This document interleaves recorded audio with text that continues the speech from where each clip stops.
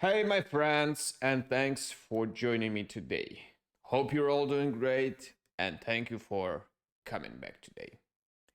We're gonna continue the second part of the story, a municipal report, right now. So let's do this. In November 1864, the Confederate Central Hood advanced against Nashville, where he shut up a national force under General Thomas. The latter then sell, sallied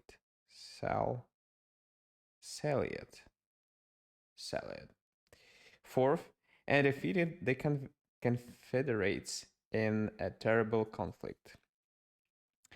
All my life, I heard of, admired, and witnessed the fine markmanship, markmanship, markmanship of the South and its peaceful conflicts in the tobacco chewing regions. But in my hotel, a surprise awaited me. There were 12 bright, new, imposing, capacious, imposing, capacious, brass, cuspidors, cuspidors, imposing, capacious, brass, cuspidors. In the great lobby, tall enough to be called urns, urns, urns, urn. And so wide mounted that the crack pitcher of a lady baseball team should have been able to throw a ball into one of them at 5 paces distant. But although a terrible battle had raged and was still raging tent, the enemy and was still raging. The enemy had not suffered. Bright, new, imposing, capacious, untouched, they stood. But shades of Jefferson brick, the tile floor, the beautiful tile floor. I could not avoid thinking of the Battle of Nashville and trying to draw, as is my foolish habit, some deductions, some deductions about her- hereditary, hereditary marksmanship. Here I first saw Major, my misplaced courtesy, courtesy, courtesy. Wentworth Caswell. I knew him for a type of the moment my eyes suffered from the sight of him. A rat has no geographical habitant.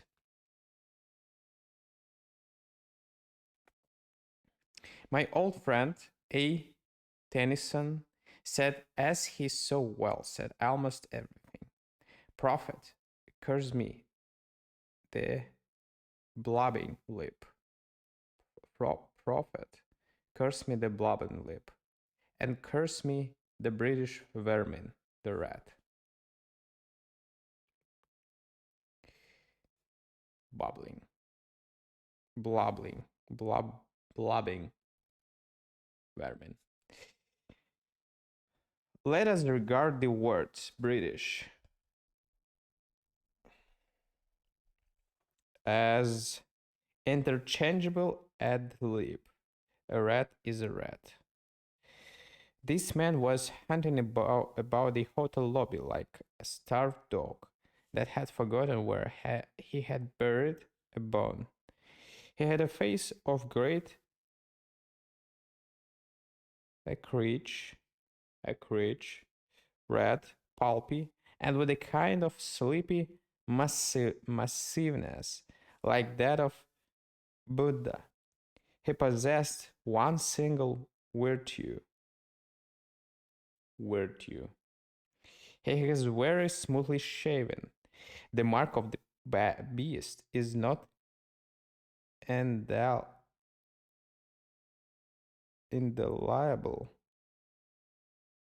indelible, indelible, upon a man until he goes about with a stubble. I think that if he had not used his razor that day, I would have repulsed his advances, and the criminal calendar of the world would have been spared the addition of the number of one number murder. So I happened to be standing with 5 feet of a cuspidor when Major Caswell opened fire upon it. I had been observant enough to perceive that the attacking force was using Gatlings instead of squirrel rifles. So I sidestepped so promptly that the major seized the opportunity to apologize to a non-combatant.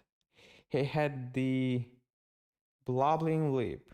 In 4 minutes, he had become my friend and had dragged me to the bar. I desire to interpolate here that I'm a southerner, but I'm not one by profession of trade. I ask as chew, as chew.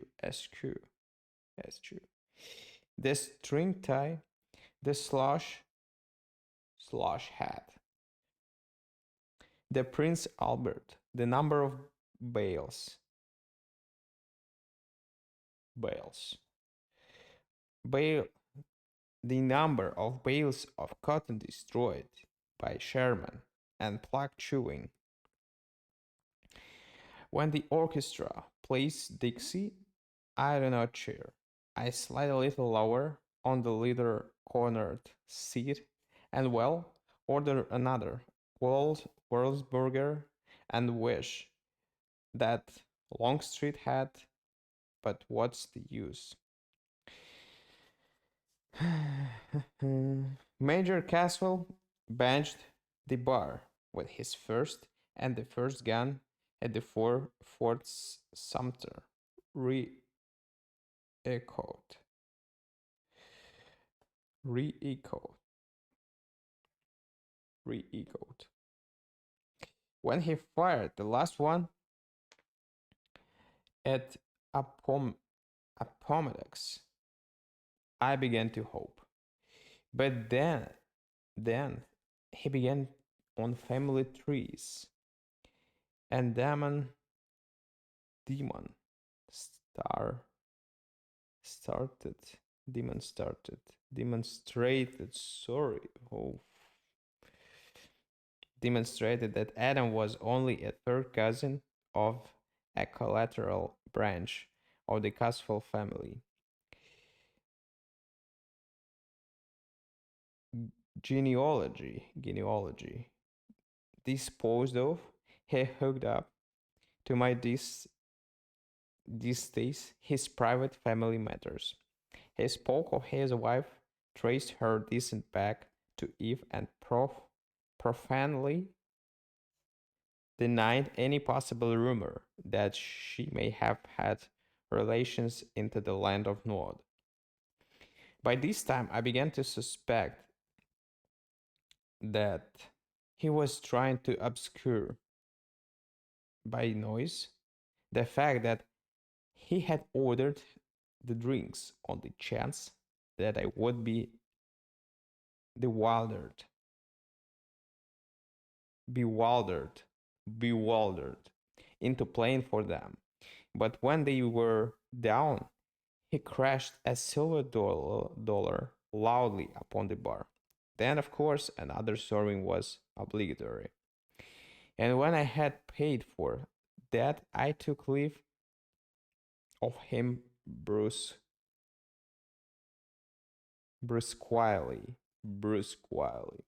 for I wanted no more of him.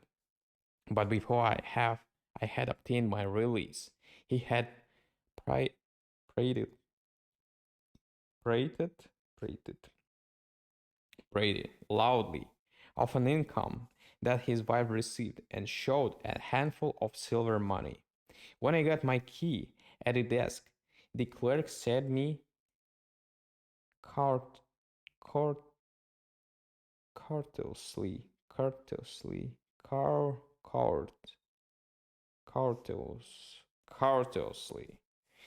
If that man Caspel was annoyed you, and if you would like to make a complaint, we will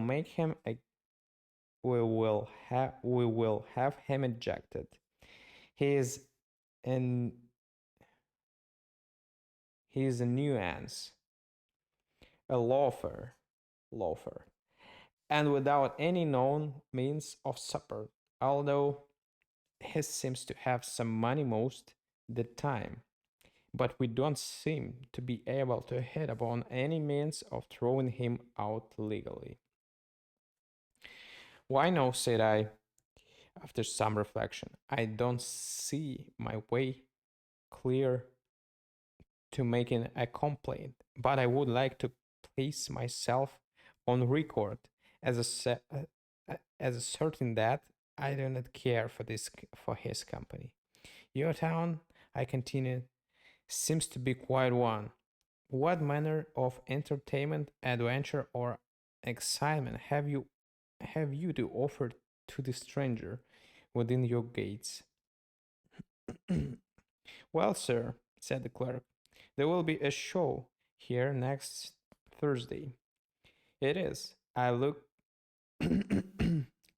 up I look it up and have an announcement set up to your room with the ice water. Good night. After I went up to my room, I looked out of the window. It was only about 10 o'clock, but I looked upon a silent town. The drizzle continued. Span drizzle. Spangled. Spange, spangled. Spangled. With dim lights as far apart as currants. Currants.